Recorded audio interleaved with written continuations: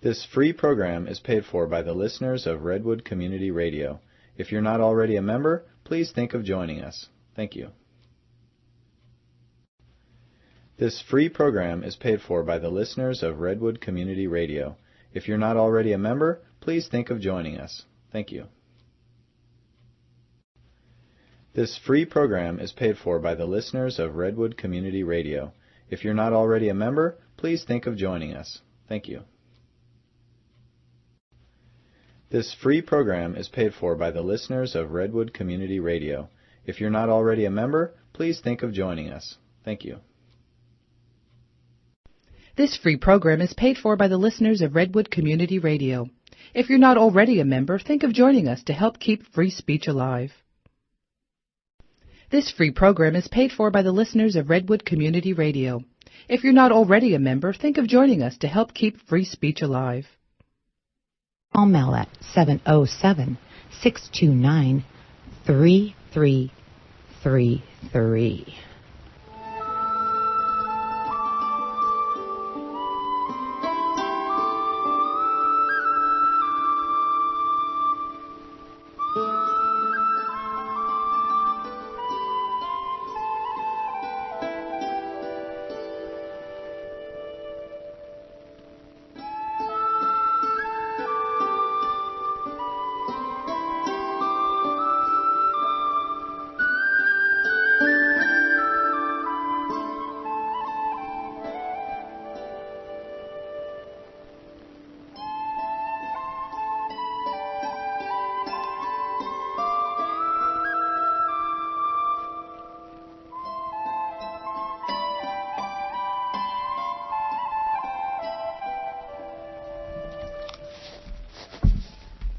Well, welcome to this month's Ask Your Herb Doctor. My name's Andrew Murray.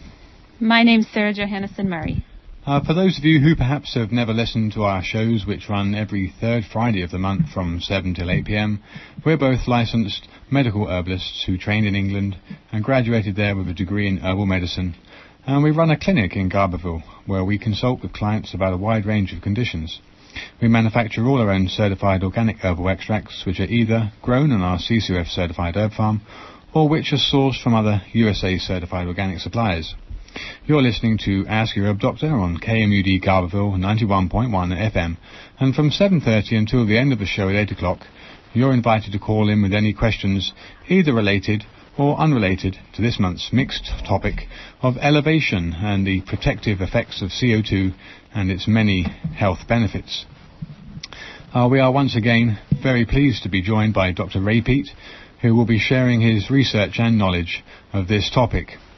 The number here if you live in the area is 923-3911, or if you live outside the area, the toll-free number is 1-800-568-3723. That's 1-800-KMUD-RAD. We can also be reached toll-free on 1-888-WBM-HERB for further questions during normal business hours Monday through Friday. For those listeners who perhaps have never heard you speak, Dr. Peat, would you please give us an outline of your academic work before we start this month's show? Oh, I started out in literature and painting because I was aware that American biology in particular was pretty backward at the time I was in university.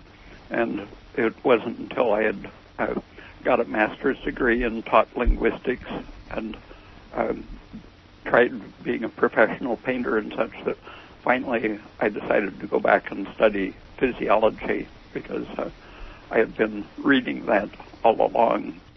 So academically, I started fairly late in science, but that was sort of an advantage because it kept me from having to conform to the dogmas that rule the scientific world. Mm-hmm.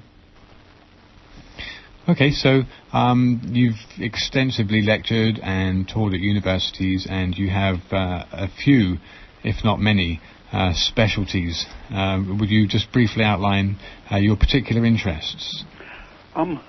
Progesterone, thyroid, aging, and the last 10 or 20 years, I've been thinking a lot about carbon dioxide and its physiology. Excellent. Okay, well, that's actually what we're going to talk about this month, so that's good news. Okay, I know that for some time now I've been made aware, like all things and most things, we are slowly, for want of a better word, evolving and being, being retrained. My mind certainly has been retrained, Dr. Pete, since I left university studying herbal medicine. In much the same way, our physiology and pathology, clinical skills not so much, but pathology and physiology was very much dictated by the texts at the time, and quite a lot of that seems to be erroneous. I know that you've really opened our eyes to certain things that I thought were just the way they were, but actually they're very different.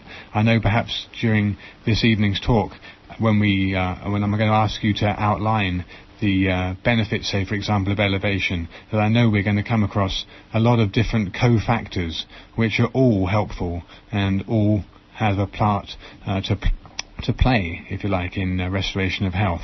So perhaps let's start with elevation, as we're going to talk about the effects of high elevation. What does high elevation do for a person? How does it?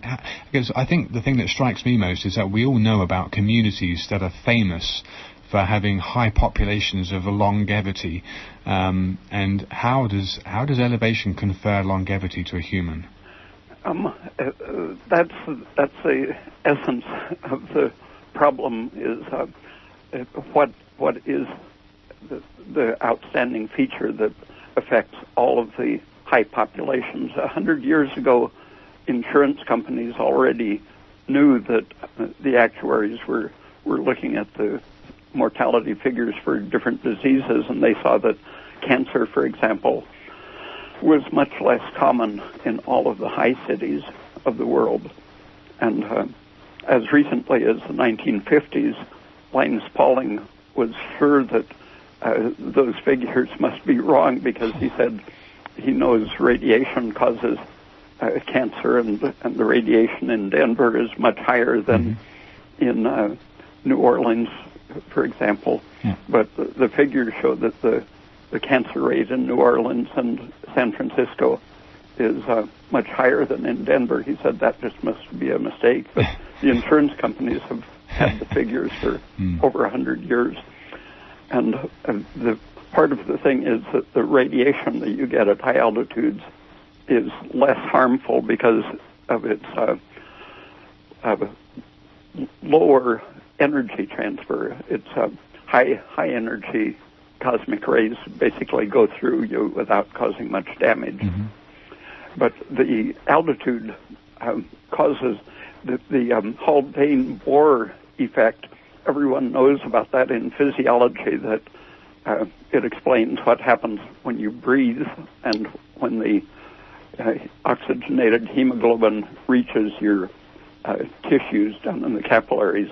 Mm-hmm. The Haldane-Bohr effect explains the fact that oxygen, when it sticks to hemoglobin, changes the hemoglobin molecule, causing the carbon dioxide to come loose. And when you have a high concentration of carbon dioxide down in your capillaries, the carbon dioxide sticking to the hemoglobin causes the oxygen to come loose and become available to the tissues. And strangely, there has been almost no research, just maybe a couple of dozen papers, applying that Haldane effect to other proteins. But in the case of hemoglobin, the molecule just happens to be in the right position to transport oxygen and CO2 in the blood. But the few people who have tested other proteins find that that's a general effect. The Haldane-Bohr effect applies to proteins in general. When there's a lot of carbon dioxide, it basically changes the pH, or the isoelectric point of the protein, making it less accessible to oxygen. And that in itself is a protection against the attack of oxygen against proteins. Okay. But more than that, the particular group that carbon dioxide sticks to on a protein, such as hemoglobin, is an amino group. Right. And any amino group in your body, whether it's on your DNA or your enzymes or the so-called hormone receptors, these all contain amino groups, which, when there's enough carbon dioxide, it will stick to those groups.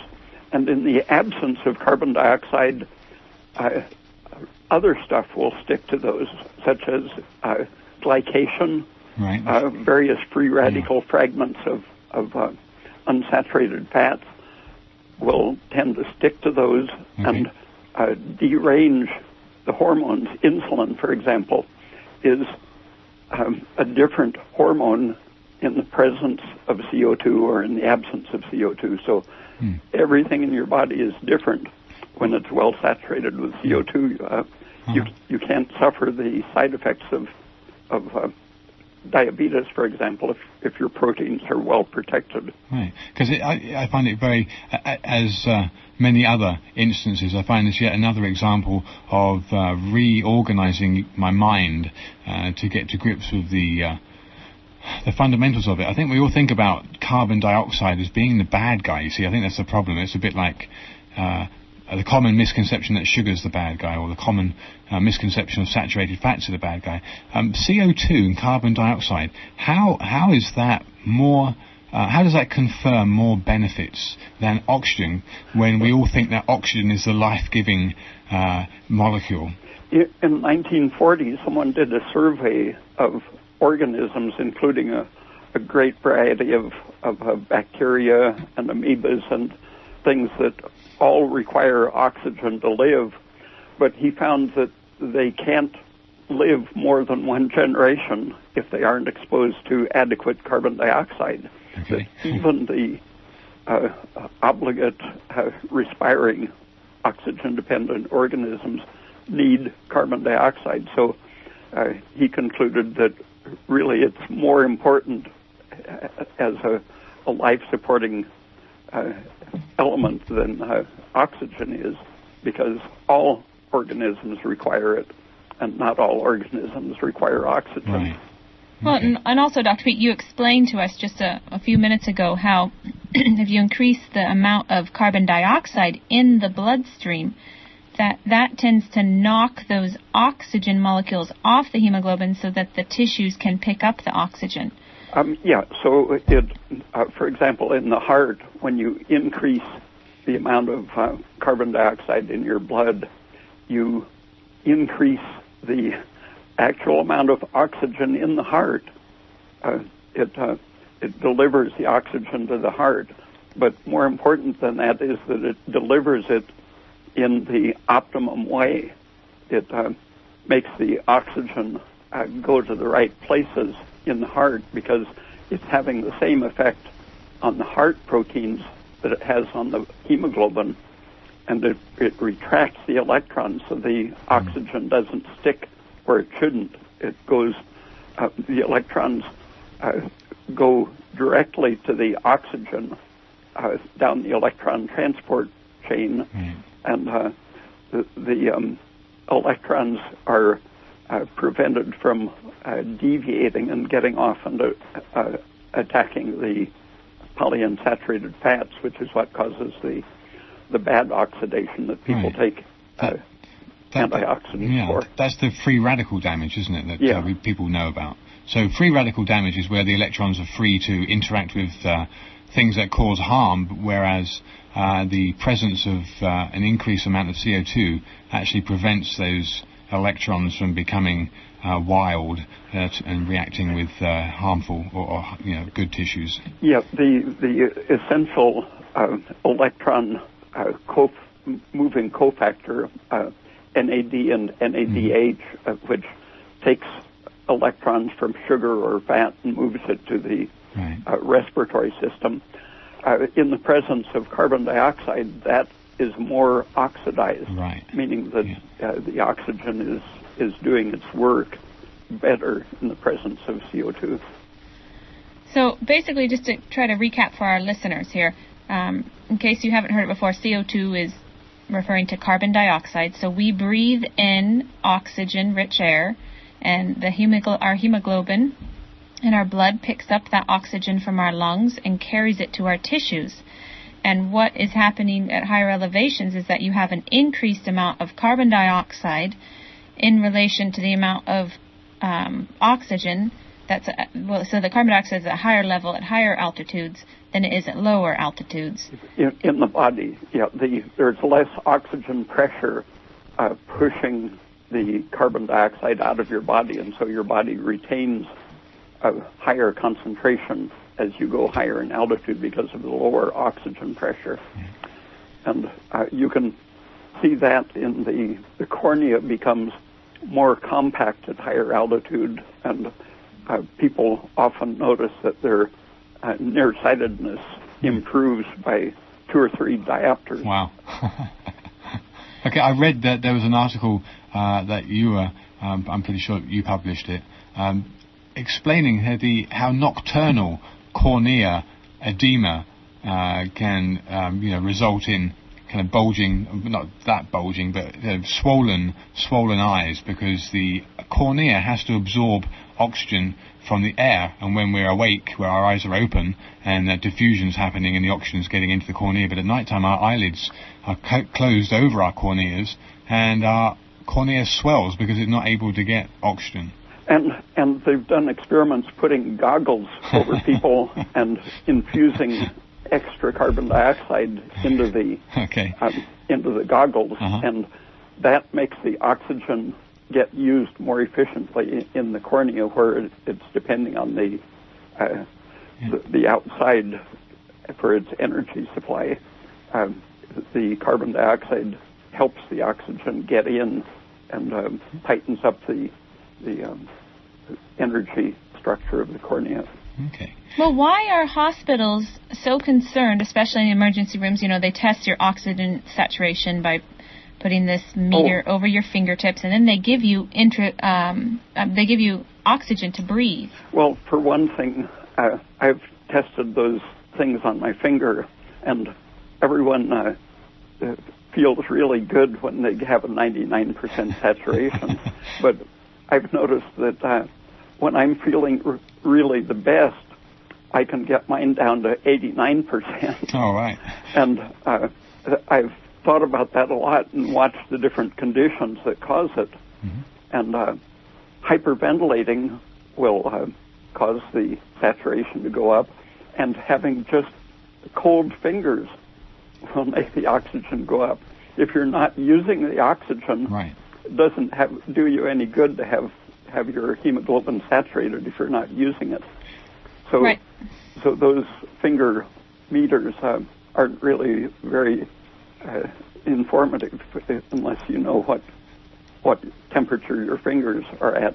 And then I've talked to the doctors specializing in giving oxygen to stroke patients, and way back in the 1930s, Yandell Henderson became famous for providing resuscitation equipment to fire departments, which provided 7% carbon dioxide with the oxygen. Wow.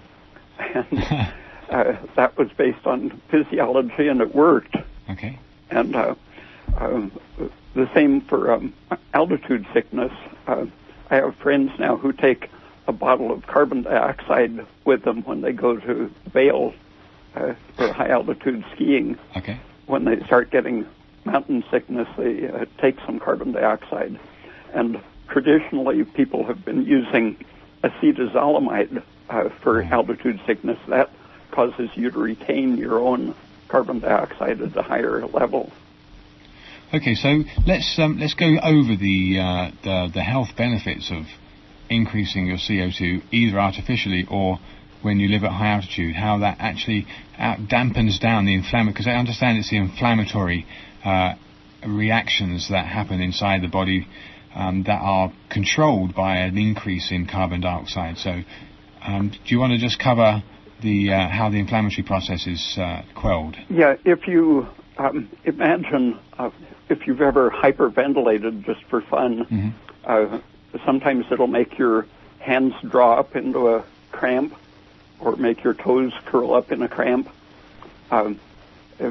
Losing carbon dioxide when you hyperventilate is the same as living at a very low altitude. There's too much oxygen and too little carbon dioxide, and the cramping effect is just the first immediate thing. It also causes a cramping of your blood vessels, shutting down the diameter of your blood vessels, and it can cause fainting by cutting off the blood supply to your brain. But it also causes the capillaries to leak. Even though they're tending to close down, they also become leaky and let water leak out, because the carbon dioxide at the proper concentration holds your platelets, causes the platelets to retain their histamine, serotonin, and other inflammatory substances. When you hyperventilate, your platelets leak these and make your blood vessels leak, causing edema. And if you have something else causing lactic acid to increase other than hyperventilation, you get the same effect. The lactic acid displaces the carbon dioxide, makes your platelets and red blood cells leak, and starts the inflammation cycle. And one of the ways that the carbon dioxide is working, one of dozens of different beneficial effects, is that it combines with the ammonia, which is produced by stress and protein metabolism. Yeah. And in combining with the ammonia, it stops the stimulation of the formation of lactic acid. Ammonia accelerates the formation of lactic acid. So carbon dioxide is directly turning off the production of lactic acid. Now, lactic acid is a thing that we feel when we exercise and our muscles cramp. Yeah, and it triggers the release of a whole series of mediators of inflammation, the bad guys. Also of fibrosis. Okay. And so they're now finding that when they're doing abdominal surgery, if they blow in a fairly concentrated carbon dioxide solution or gas, they'll suppress the formation of fibrosis and adhesions. Well, because it decreases inflammation. Yeah. Now, how about... Sorry. So the common myth that when your muscles hurt, it means that they're growing bigger and that's better is I mean, the common belief is a myth. Well, yeah, anything that injures your muscle, the lactic acid is probably long gone, but the damage persists, and the damage involves the loss of CO2, and that causes the uptake of water, swelling, and so on. And the swelling and the injury does cause the muscle to get bigger, but not healthier.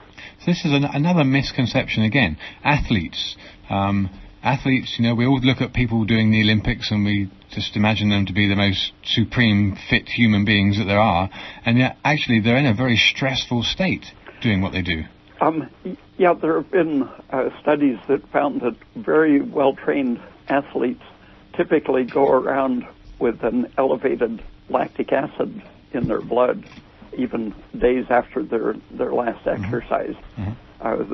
They've suppressed their carbon dioxide and become sort of habituated to increased lactic acid, which has those long-range harmful effects. Yeah. Okay, let me just let people know that who perhaps have just tuned in. You're listening to Ask Your Herb Doctor on KMUD Garberville 91.1 FM, and from 7:30 until the end of the show at 8 o'clock, you're invited to call in with any questions, either related or unrelated, to this month's mixed topic of elevation, the protective effects of CO2 and its many health benefits. And we're joined once again, and very pleased that Dr. Ray Peat is with us, sharing his research and his knowledge of this and many other topics. I wanted to ask you, Dr. Peat, why people who go to oxygen clinics and have intravenous oxygen or oxygen therapy, why they feel the health effects that they do, the positive health effects that they do, and how that interacts with human physiology.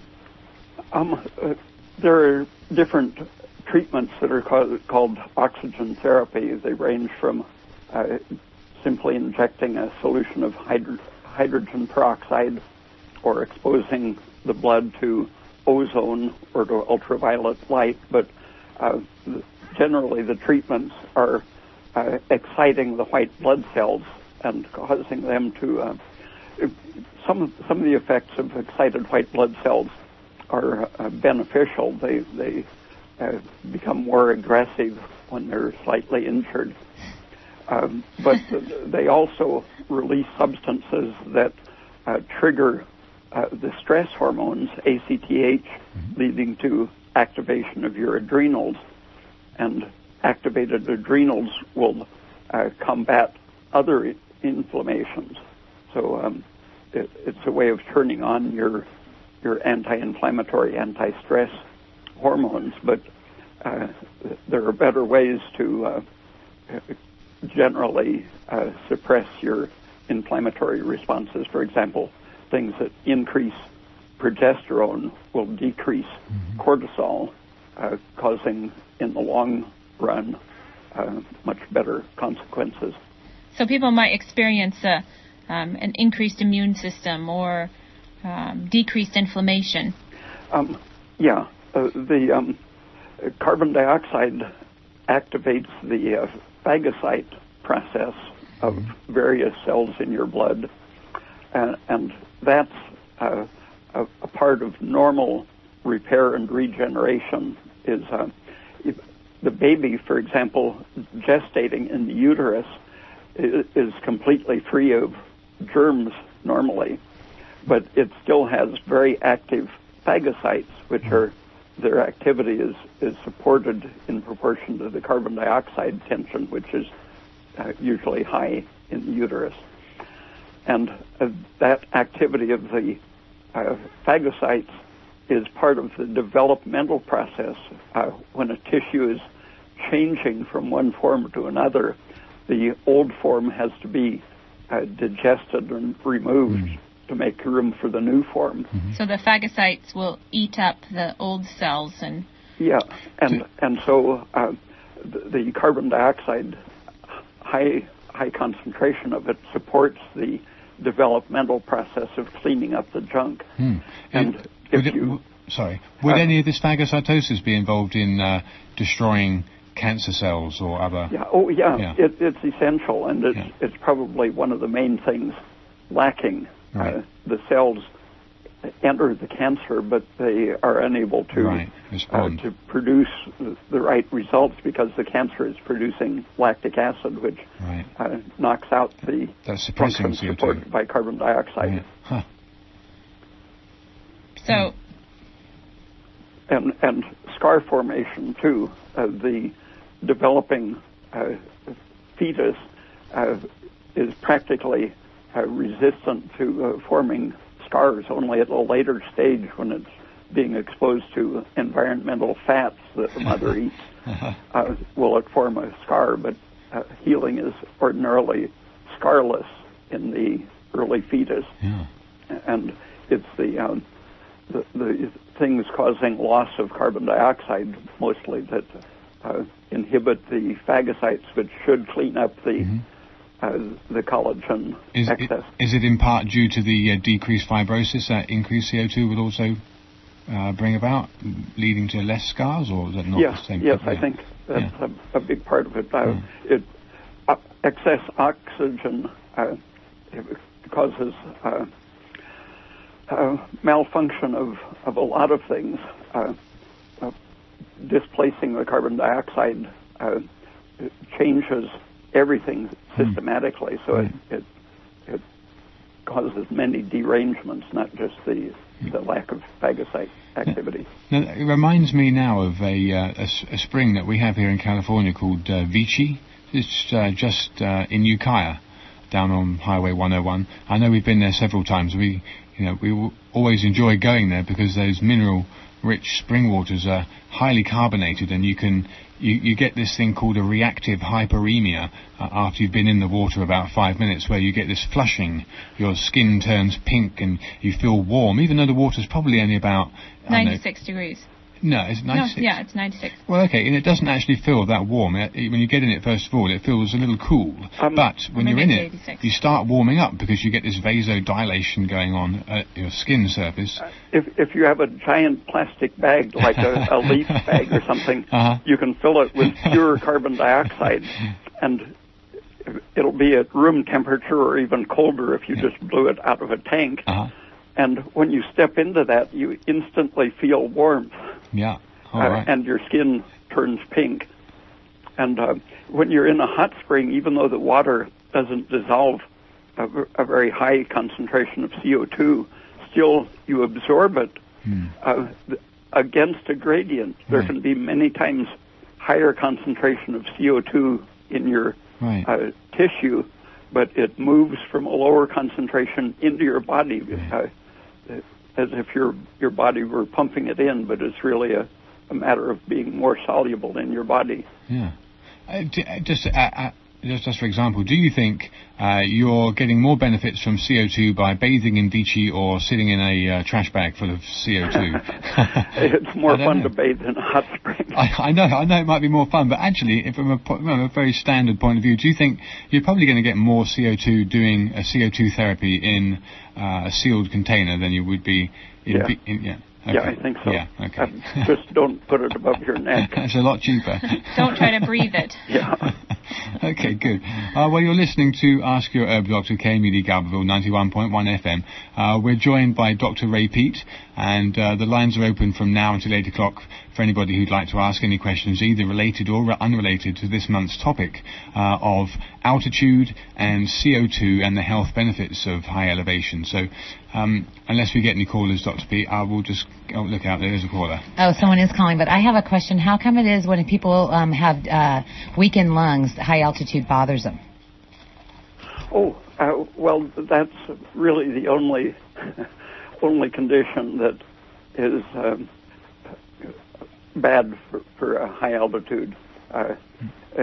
When they've done studies, for example, in New Mexico, mortality from heart disease as well as cancer decreases for every 1,000 feet of higher altitude, but asthma is the one condition which is a problem at higher altitude. But in Mexico City, there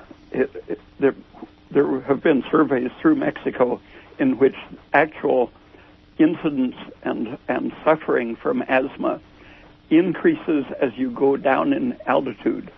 So if you have asthma to start with, you don't want to go to Leadville right away. Okay. But as a matter of developing the problem, living at a high altitude, you're much less likely to develop it than living at sea level. Okay, good. All right, I think we've got some callers on the line, so let's go. You're on the air? Good evening. Good evening. Great topic. I have a question, and it has to do with mountaineering. So, with who? Sorry? Mountaineering. Mountaineering. In the 6 to maybe... Caller, can you turn your radio off, please? Oh, sure.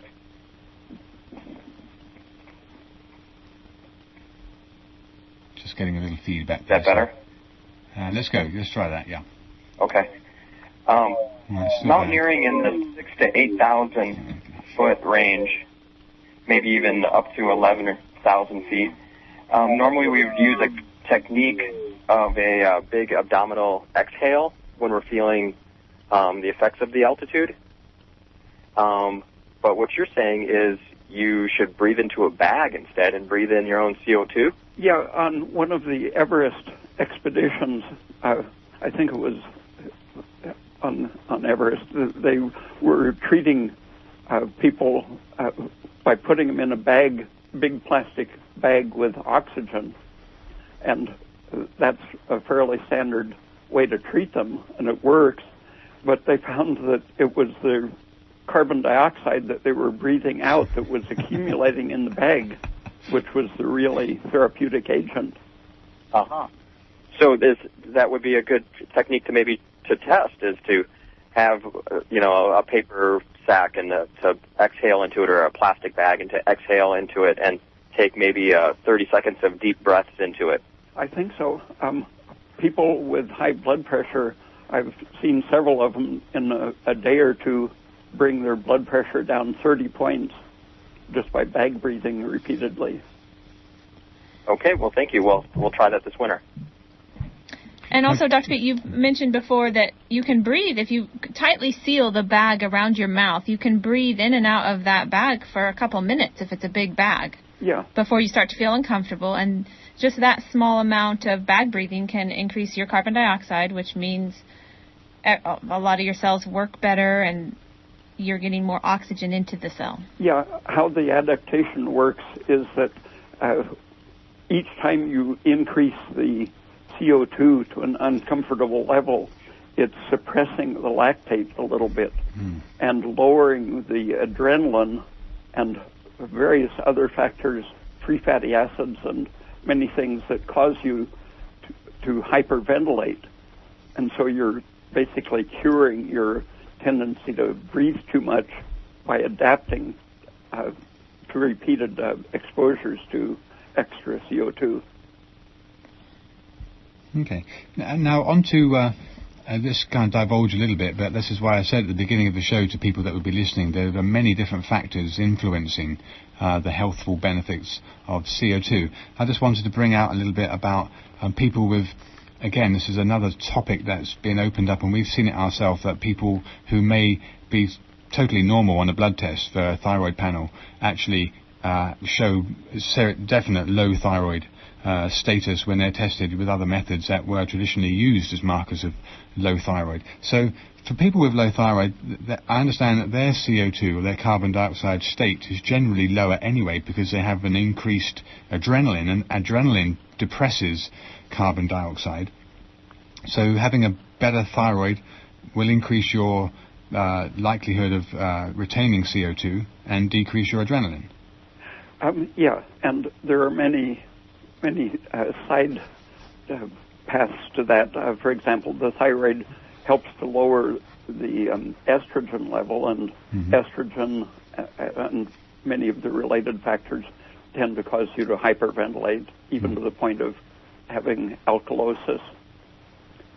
And diabetes, even though supposedly the diabetic isn't using glucose, typically a diabetic has elevated lactic acid, and carbon dioxide makes a big effect on the diabetic lactate. Yeah. Okay, so another reason not to aerobically exercise, like running and jogging and cycling and all those things that would increase your respiration, increase your oxygen, decrease your CO2, increase your adrenaline, all of those things are pointing out to be more negative than healthful. Yeah. Yeah.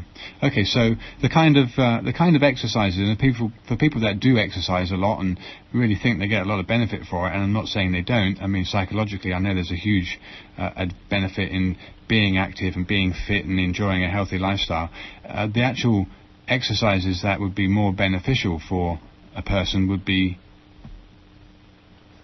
I think mild muscle building activity, as well as anything that's fun, enjoyable activity that doesn't cause discomfort. But there have been studies of old people with their muscle mitochondria apparently had genetic damage, loss of DNA, but by several weeks of concentric exercise, just contracting the muscle against resistance, they repaired the mitochondrial DNA to have restored mitochondrial function. But the eccentric exercise, where your muscle is forced to lengthen while resisting, for example, when you're walking downhill, that's the kind of exertion your muscle is having, eccentric stretching. That damages the mitochondria. So this is why you suggest pushing the bicycle up the hill and riding the bicycle down the hill. Yeah. Or throwing weights, or loading firewood. Yeah. Throwing pieces of firewood. Okay. How about the, I didn't know this, that the effects of elevation, say if you go up to a high city for a couple of weeks and you come down, the effects of that, positive effects of that increased altitude with the increased CO2 can actually linger for several months.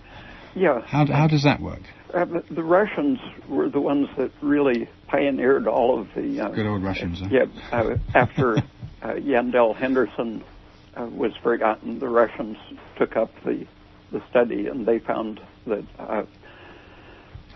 if an animal was kept at high altitude for a few months, when it went back to low altitude, it lived the rest of its life retaining about twice as many mitochondria as it had at lower altitude, meaning it was basically twice as efficient. Wow. And it could produce twice as much energy. Because the mitochondria, for those people that listen, the mitochondria is the kind of the factory in the body, the powerhouse. The powerhouses that utilize fuel and produce energy and do all the different things that... It's failure of the mitochondrion that causes the degenerative diseases. Right. Otto Warburg, 80, 90 years ago, was showing that mitochondria fail in cancer.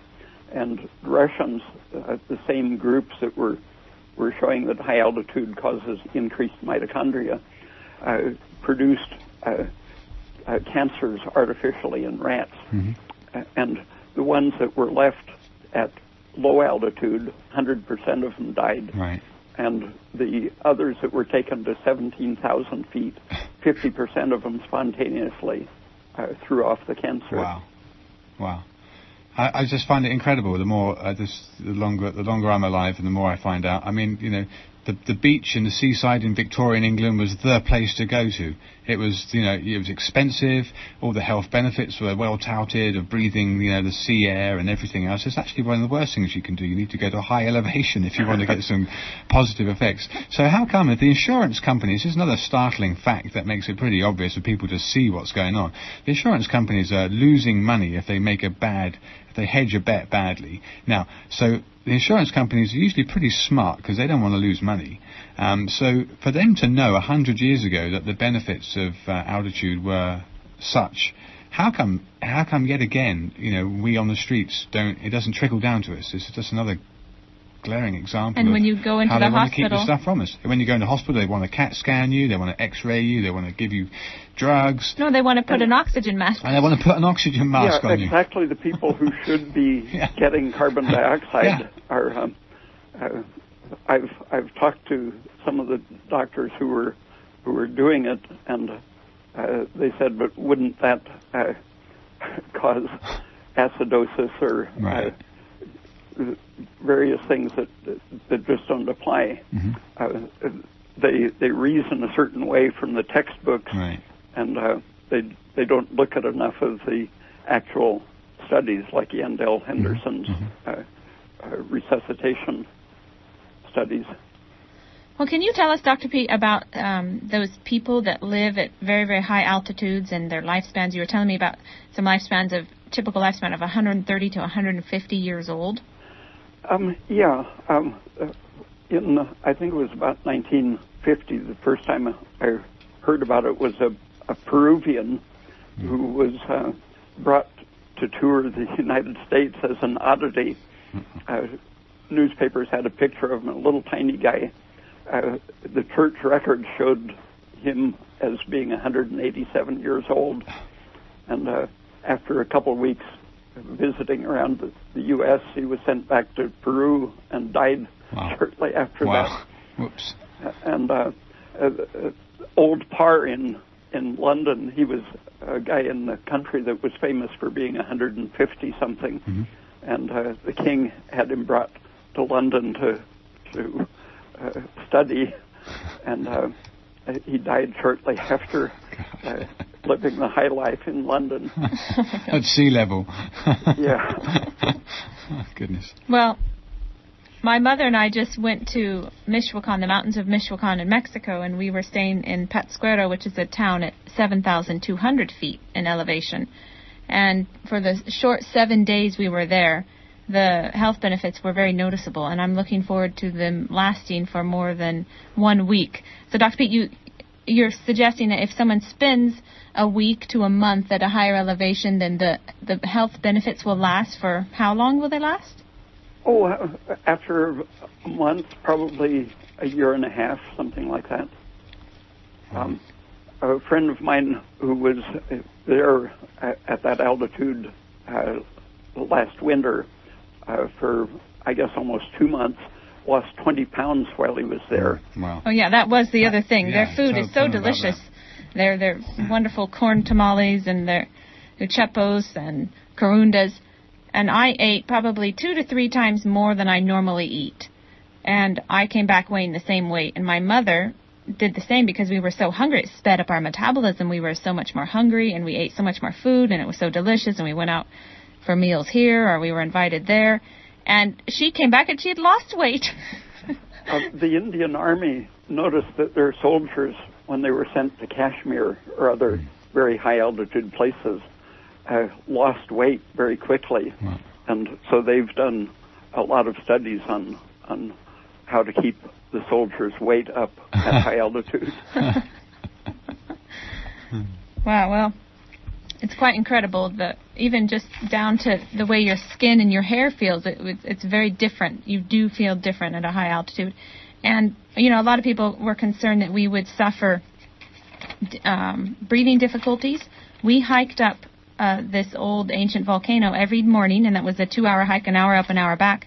And we didn't notice any change in our breathing as far as being at 7,200 feet. So the conventional physiologists for years have noticed what they call the lactate paradox, which is that you can work full force at a high altitude without producing lactic acid.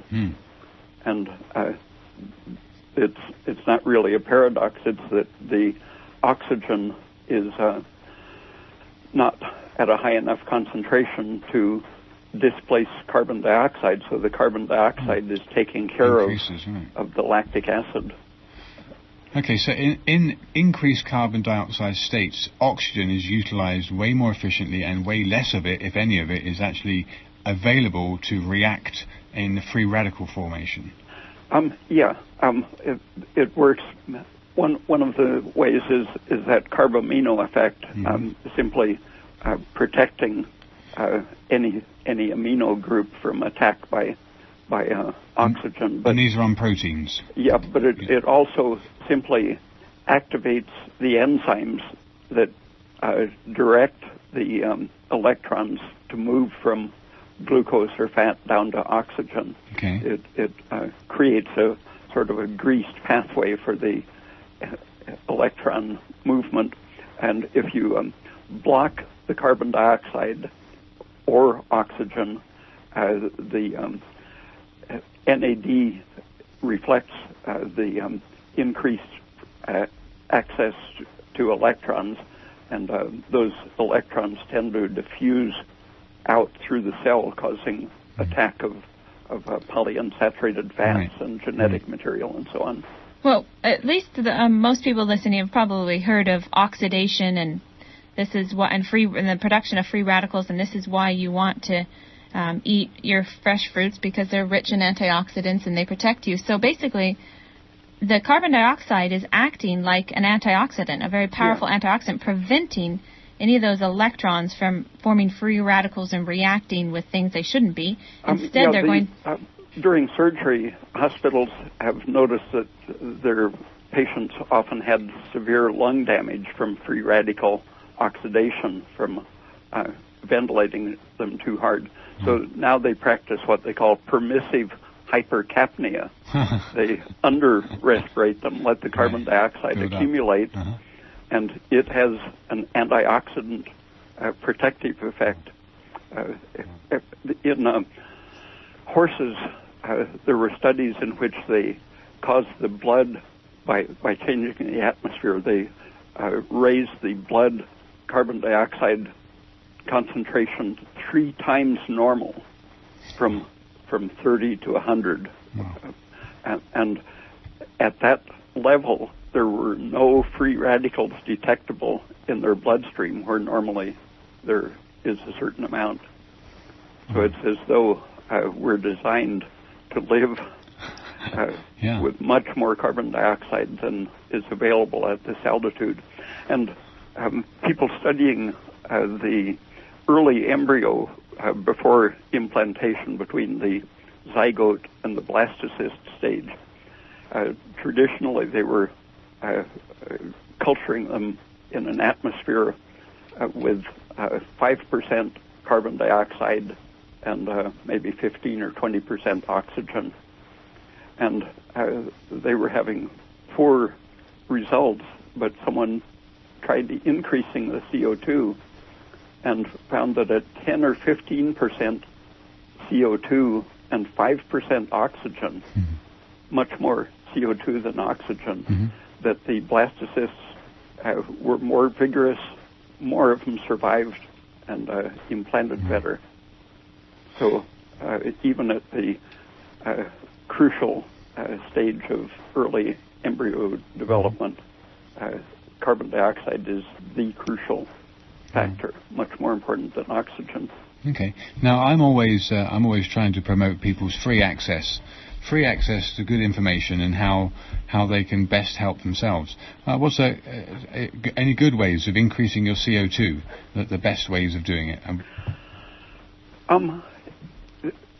Shifting your diet away from the polyunsaturated fats is, I think, the basic. So how does that help?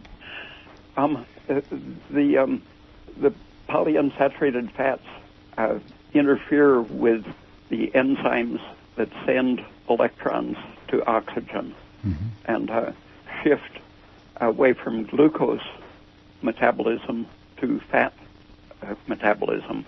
That you can show that when they give intravenous fat to people in hospitals to increase their calories. Within a few minutes, their ability to use glucose is suppressed. The fats simply block the enzymes that produce the oxidized glucose, and when you burn glucose, you get much more carbon dioxide per unit of oxygen used or fuel used. And so at high altitude, a person uses their oxygen more efficiently, and they're more reluctant to burn their stored fats. And anything you do to increase the carbon dioxide will tend to protect you against the mobilizing your fats and creating that diabetes-like state. So, just to explain for our listeners, polyunsaturated fats are those fats that are liquid at room temperature, apart from olive oil, which is mainly monounsaturated. And they include the long list of vegetable oils: soy, canola, safflower, cottonseed, corn, sunflower, hemp seed, flaxseed, fish oil. Those are all polyunsaturated fatty acids. There's a big push now to sell fish oils in place of those seed oils that were promoted for 50 years. And now they're shifting over to fish oils because they don't produce some of the toxic effects of the seed oils. But part of the reason they don't do that is that they are so unstable that they break down even before they reach your bloodstream, a very high proportion has become the free radical fragments that inhibit your immune system, and even though in the long range they increase your infections and suppress immunity, in the short range they seem to be anti-inflammatory just by their suppressive effect. But some of the people who are promoting those very oils, DHA and EPA, for example, they've been saying that your baby will be smarter if you put it in their baby food. Oh, yeah. But in the baby food, these things are so unstable. They're about 20 times more broken down into toxic free radicals than even when you get them in the normal food form.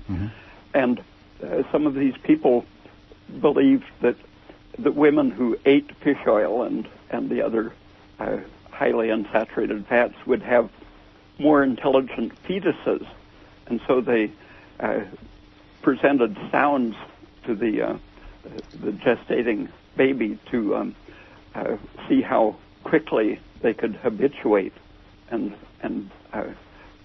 respond as if they recognized the sound.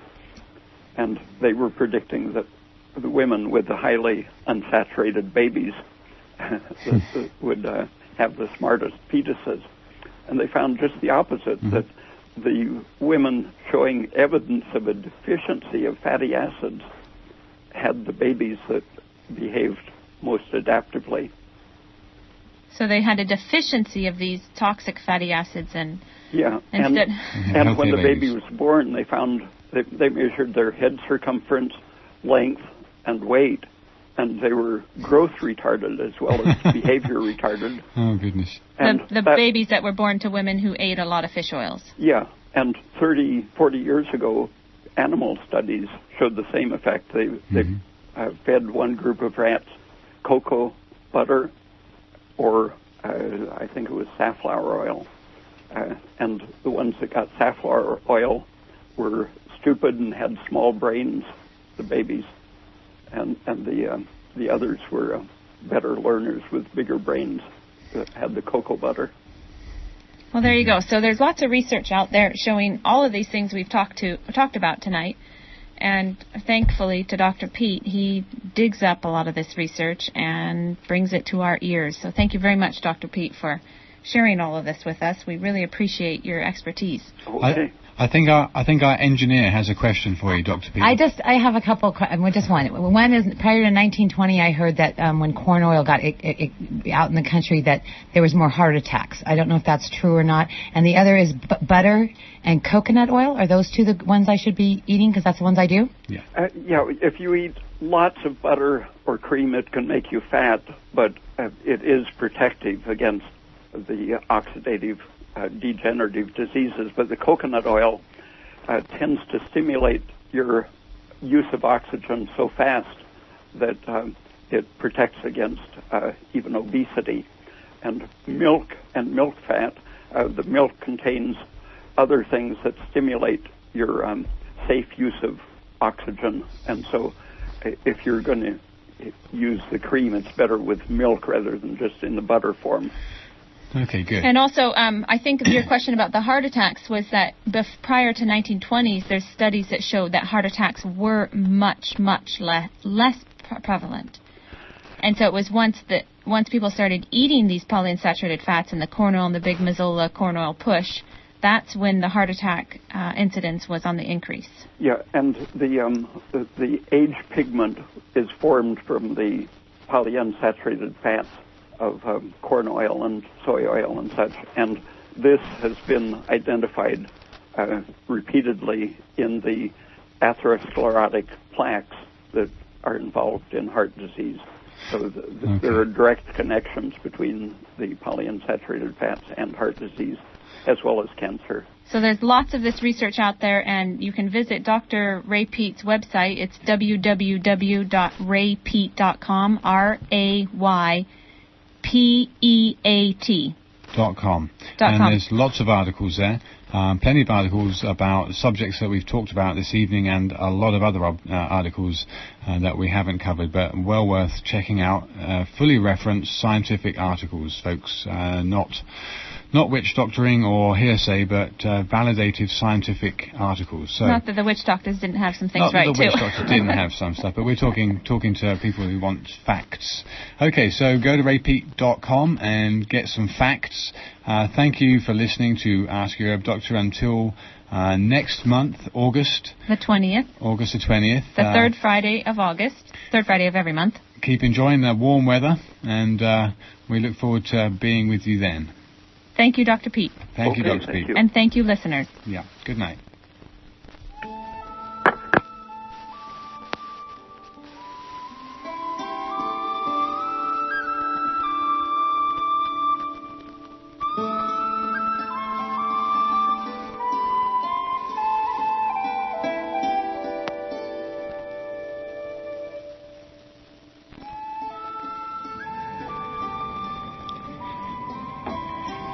Support for KMUD comes in part from Pacific Justice Center, where attorney Mel Perlson offers 30 years of experience in marijuana defense on the North Coast.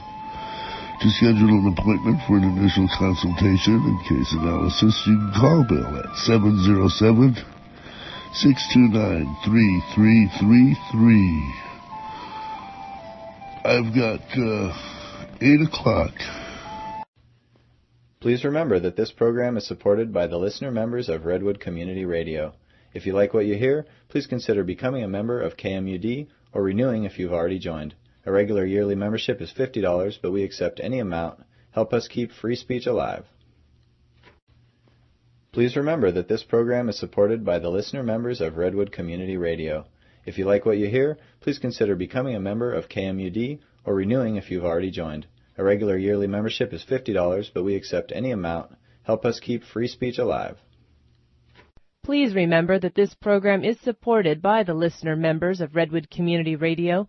If you like what you hear, please consider becoming a member of KMUD or renewing if you've already joined. A regular yearly membership is $50, but we accept any amount. Help us keep free speech alive. Please remember that this program is supported by the listener members of Redwood Community Radio. If you like what you hear, please consider becoming a member of KMUD or renewing if you've already joined. A regular yearly membership is $50, but we accept any amount. Help us keep free speech alive.